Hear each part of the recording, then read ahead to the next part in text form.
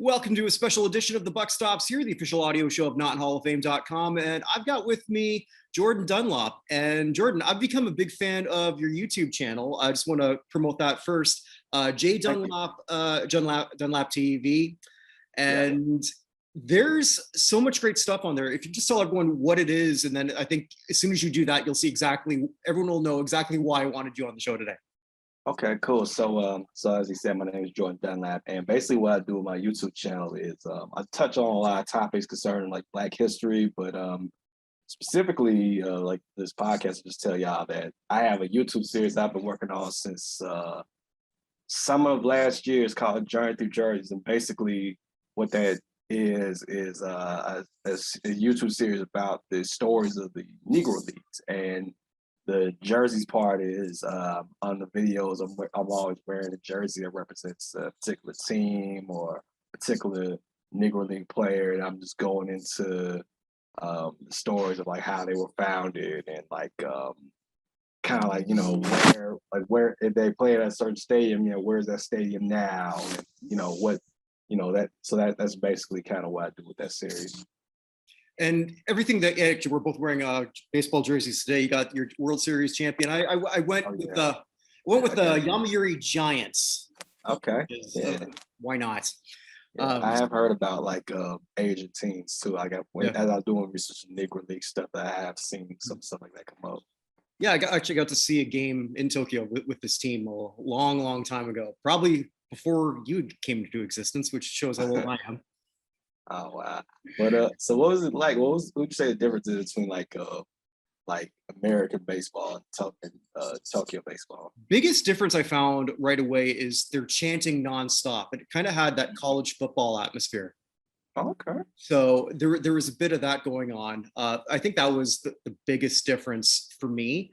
Although when I went there would have been 1991, and I saw a former Toronto Blue Jay from Toronto originally, and Lloyd Mosby go deep. And so for me, it was pretty cool seeing a Blue Jay, which is my team, sort of do that. Right.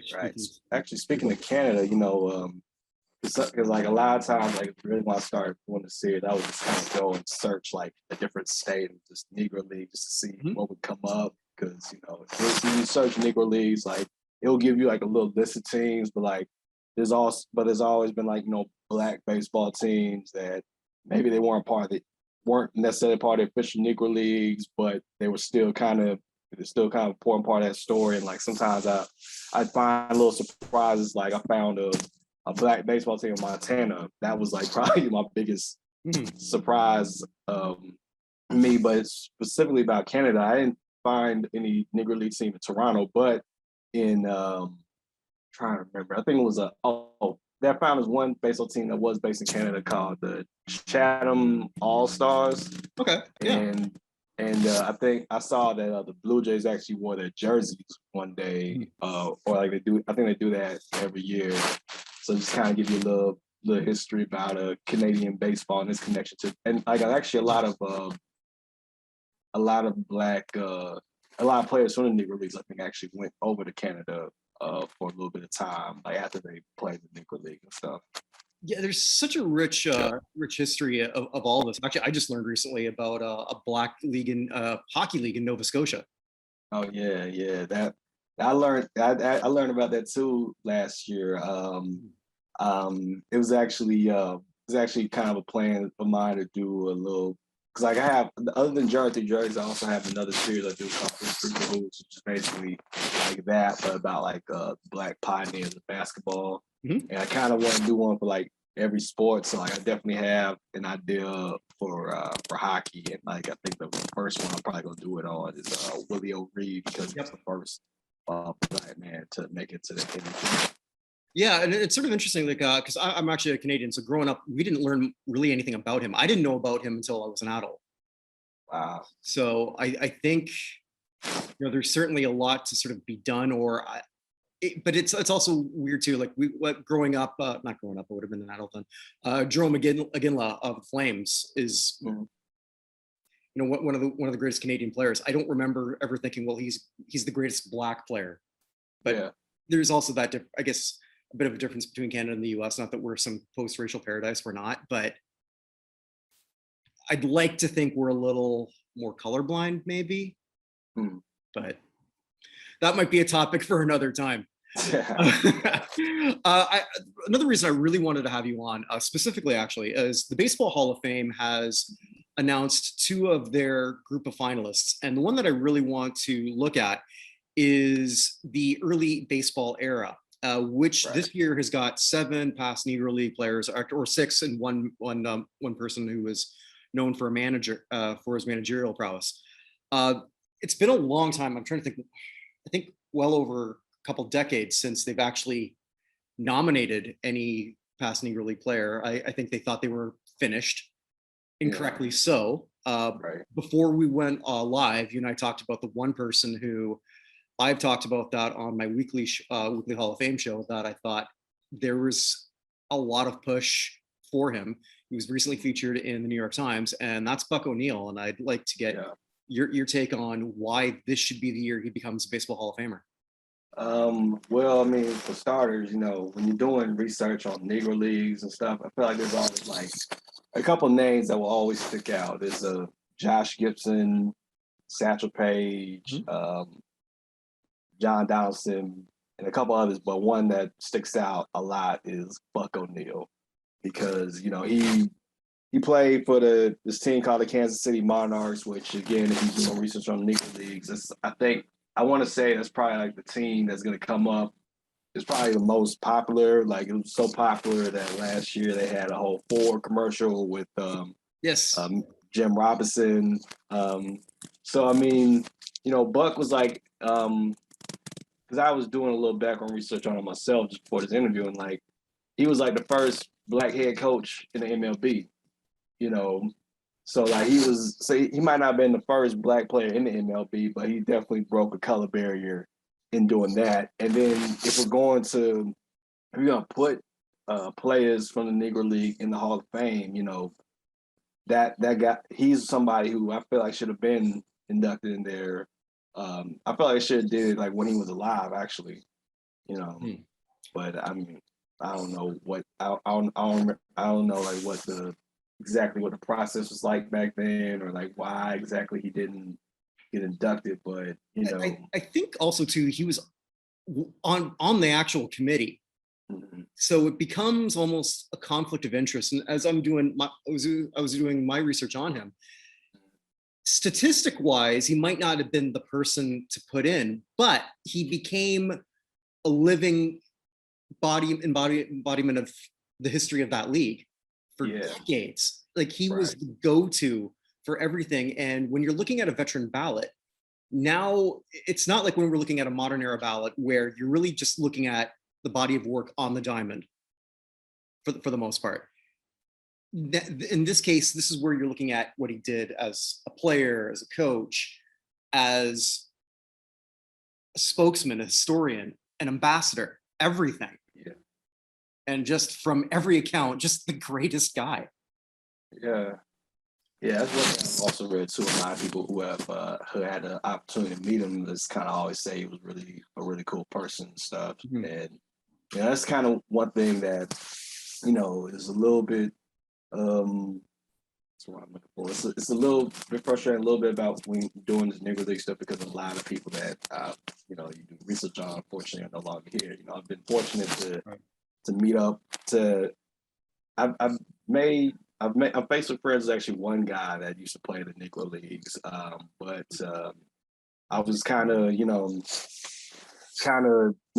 feature I do want to do is start like interviewing people who either play for the Negro Leagues or like have family members that play for the Negro Leagues, like putting that as a part of the series, just to kind of because I feel like it's a part of letting people see this wasn't just like 1,000 years ago. It's just like this wasn't that long ago. Like, some of these people are still alive and they still have a story that's relevant to tell.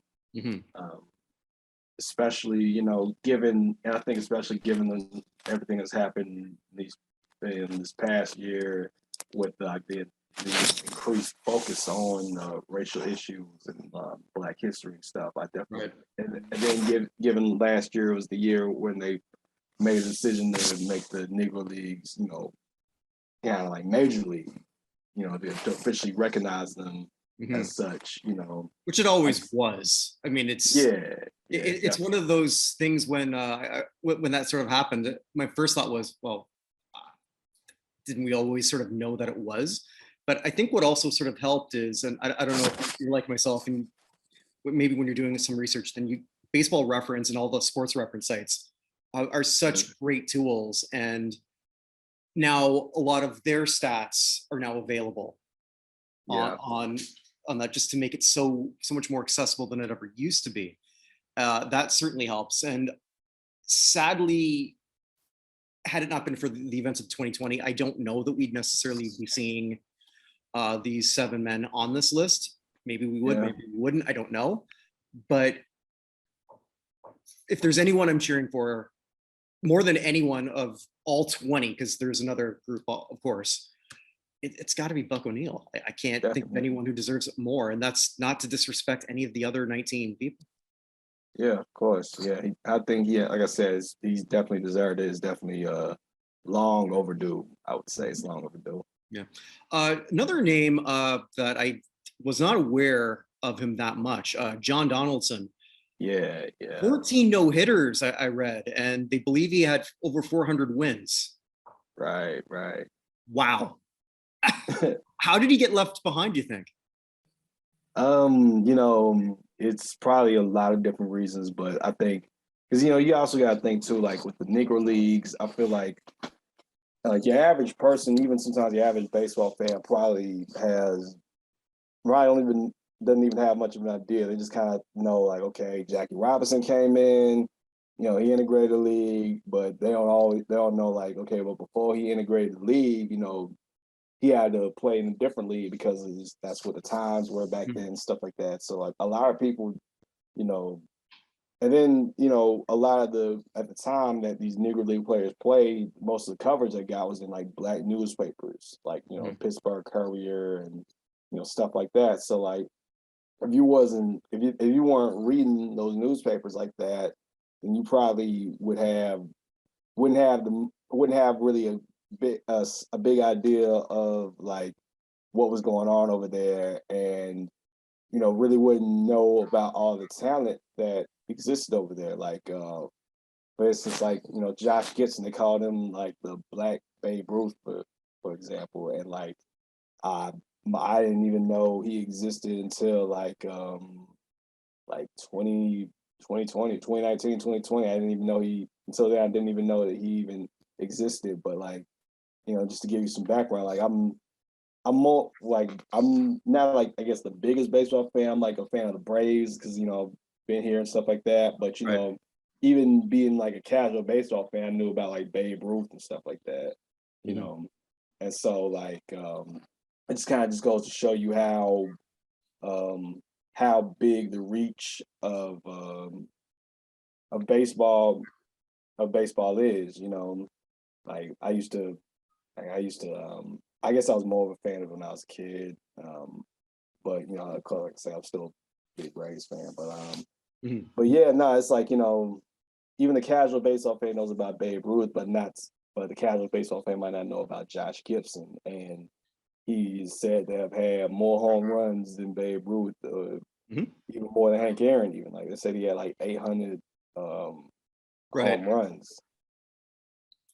And I guess that's also too, when I'm looking at Donaldson, a lot of this was before World War II, and I think the push finally to integrate really happened around the World War II era and post that. So when a lot of people are looking at that era, or that league rather, the first focus would be on the stars of the 40s, not necessarily the ones of the 20s, 30s, or even before. And like another gentleman who is nominated this year, Bud Fowler, and this is a name I was not familiar with, beginning in the late 1800s, which I mean, a lot of us forget that baseball didn't just start in the World Series era of 1901. Right. It was going on for a good 30, 40 years before that. And here's someone who not only was, from what I read, just a great player, but also he would become a manager. Right. So a very complete career. But I wonder if it's weird to say recency bias when we're talking about all people who are no longer with us, but Right. not only do we barely have any newspaper clippings at all. So do you think Fowler has any shot here? That might be a little bit hard. Hmm. Because like you said, they'll have to do a lot more research into his background to really, I guess, make that happen, I guess. Mhm. But anything is possible. Yeah, no, that's very true. Vic Harris, another player also who became a manager later on. From what I've learned, believed to have had a lifetime batting average of 305. So maybe not the prototypical power hitter, but Right. long, valuable career. Yeah, definitely. I think that, I think a lot of those players, like, they get nominated, they have to have done something to even get up to that recognition. I guess it's just up to I guess the committee to really determine like who they feel is worthy of being awarded that slot. Yeah, and that's what sort of scares me because often with these committees, they don't necessarily like adding people. I've always, especially when Joe Morgan was a part of it, great player, but one of those small hall guys. Right. Just Goose Gossage is another one like that who just seems to prefer not to add any other people to the club. It might be a little bit. It feels like it's a totally different vibe this year, but I have a lot of cautious optimism this year. Right. Uh, Right. Here's a name I just love learning about. Grant Home Run Johnson. And first, if your nickname is Home Run, how do I not love you already? Exactly. 30 years of baseball. They say a power hitter in an era when there wasn't any. That's that should be a shoo-in right there. I mean, that's like he's like almost like a pioneer in that regard. absolutely. Of course, Buck O'Neill. Another one name that I've been reading seems to be getting quite a bit of momentum. Another great nickname, Dick Cannonball Redding. Cannonball. I mean, I don't know how you. It's like when years ago the Toronto Blue Jays traded for Mookie Wilson. My uncle says to me, "Well, of course we love him. His name's Mookie." You hate anybody named Mookie. Known for his fastball, long career. I don't know if he's gonna make it. Any thoughts on him? Not really. Like, when I'm doing like a lot of these researches, like this is a little bit new to me, so like I'm not always familiar with like with everybody. Like a lot of the names you mentioned, like I've seen before and I'm familiar with, but Right. I will do some more research on after now. Though I'll look more into them. And the other one is George Tubby Scales, infielder, pitcher. Apparently, he was a curveball specialist, and like a lot of players, he became a manager. So this is some really talented people. Just to put everything in perspective, there are 3 other people who were nominated. Lefty O'Doul. I'm a little surprised at that one. No disrespect to Mr. O'Doul, but his career was a little bit too brief, I think. Ali Reynolds, who's always seems to be nominated for this, but just never gets in. And Bill Dolan, who is someone who I've been championing quite a bit, just in terms of modern statistics. If you were to have a vote, and presumably just say you could vote for 3 of these people, who would it be? Okay, well, of course, Buck, John, of course, and then for that third one, I think that had to be a toss-up between Cannonball and who's the guy whose nickname was Home Run? Yeah, so we scroll down here. Grant Home Run Johnson. Yeah, it was probably my third would probably be a toss-up between those 2. Right. Have you taken a look at the other group who have been nominated from the Golden Days era? Golden Days era. Nah, I haven't, not really, but I can, let me see. Golden Days era of baseball. They got nominated for the Hall of Fame. I haven't really taken too much of a look into it. Let me see. Yeah, there's while you're doing that, like the one name that is, I don't know if it's perceived to be a lock, but just again, a lot of momentum. The Phillies just retired his jersey. Dick Allen, former MVP. Oh yeah, I've heard that name before. Yeah, so that's someone who Yes. you know, Dick Allen, Minnie Minoso, Billy Pierce, right? yeah. See just for those ones here, just again, if you had a vote. So we've got Dick Allen, Ken Boyer, another former MVP, two-time champion, Gil Hodges. For reasons I will never understand, when I started the site 10 years ago, about 7 years ago, there was a giant argument from a bunch of people about Gil Hodges. With all the content I have, I never thought that would be the one that had the most contentious argument, Gil Hodges, but here we are. Jim Cott, Roger Maris, who statistically is the weakest person, but he's probably the most historically known for breaking Babe Ruth's record in 1961. Chicken them all. Yeah. Minoso, manager Danny Murtaugh, Tony Oliva, Pierce, and Maury Wills. All right. Well, I guess between, I'm just looking at, through some of these names right here. I would probably say, I think I probably would vote for Minnie Minoso. Just looking at his stats, he batted .52 in 11 games, .525 in 11 games. Oh wow, he was the first Black Cuban in the major leagues. Mm-hmm. Yeah. Also, too, granted, it was a bit of a stunt. They brought him back out to bat in one game in '76 and then in 1980, which made him the first player to actually appear in 5 decades. Oh yeah, wow. Yeah, I feel like for his stat, and it said that he was he was eligible in 1970. Wow, so they've been trying to get him in there for phenomenal story. Another person who, if they worry about character, and that's a whole other kettle of fish. I mean, Minoso should definitely be a lock. Yeah. I mean, character is one of those things when we look at halls of fame. I mean, there's a lot of people in all halls of fame that maybe shouldn't be, if that's a criteria, but is it what you do on the field or is it not? I don't know. And I think it should be like a combination of just like, what you do on the field. And I think just your overall impact, which is why, there should be more Negro League players definitely because of the impact that they had on the game. Looking at Minnie Minoso's stats, and I was like, wow, because one thing that, even though it's called the Negro Leagues, like a lot of they had a lot of Latino players, like the Cuba and stuff that played. And that's where Minoso started too. Yeah. They had a lot. They had a lot of the Cubans that played in there too, and like I always thought that was kind of interesting how that kind of mixed like that. But yeah, no, definitely.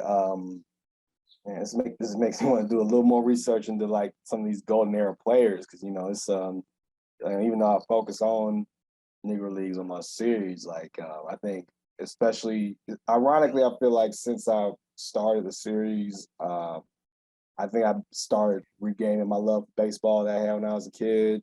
And now I will say I think a part of that was seeing the Braves get to the World Series. That was a little. It helps when your hometown team or your favorite team certainly does well. I know that. Yeah. I am always a lot more invested when the Jays are good. When they're not, it's not as easy to get into. And back to your original point, in terms of Negro League players getting in, the key word that I think sometimes people forget is the first word isn't baseball, it's national. Yeah. So the National Baseball Hall of Fame. Right. So this is all about organized baseball in the United States and what was accomplished in those leagues. And I'm sure, and there's certainly a lot of the players in the majors in the 20s, 30s, 40s who have said uh, that Josh Gibson was the greatest hitter they ever saw, that they want, and a lot of them wanted to go up against the best, and they couldn't do it. Granted, there were a lot of them who were assholes, putting it bluntly. Yeah. And then, with Josh, like, they said that people thought that they thought that he should have been the one to integrate baseball instead of Jackie Robinson, because like they said that he was actually a better player. But at that point, Robinson probably would have been the better player. I think. So when did Josh Gibson pass away? It was like he passed away, and I think, if I'm not mistaken, it was like either the same year or like a year before Jackie Robinson actually integrated the league. Make sure I got my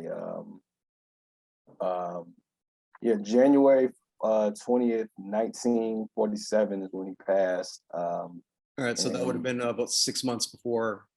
Yeah. Which, when I was doing the video on Josh Gibson, I found that information. I was like, man, this is kind of crazy how people thought that he should have been the one to integrate the league, and then like 6 months Had they done it before World War II, he probably would have been. He probably would have been the person for that. Because when Robinson was chosen, the way I understood it, it wasn't so much that he was the best player, but because there was probably at least, because you wanted to make sure it was a great player, and there were probably 40, 50 to choose from, but one that was going to handle the verbal and emotional barrage. Yeah, the videos started cutting out a little bit. Oh, okay. So yeah, just the type of stuff that he would have to go through. Yeah, definitely. I remember from like reading about him, and of course seeing the movie, like how they kind of picked him because they wanted, someone that could probably deal with more of the stuff more so than some of the other players could. Which, I guess it ended up working out in the end because of that. Now we can have more of a diversity in the league. But, I don't know. I definitely would love to have seen, I guess, Josh Gibson in Major League Baseball. I really think that he could have. He definitely would have. Probably would have gave a really good show. Absolutely. And so many of that. With that, where can people find you on Twitter? So my Twitter is the same as my YouTube and the same as my Instagram. It's Dunlap TV. The series that I'm working on is called Journey Through Jerseys, and it's you go to my YouTube channel. There's like a playlist that says Journey Through Jerseys on there. You can go there and just find out information about different Negro League teams. I actually just recently put out an episode about the Dayton Marcos, which is one of the original 8 teams of the Negro Leagues that were started in 1920 by Rube Foster. So yeah, I actually just put that out a couple of weeks ago.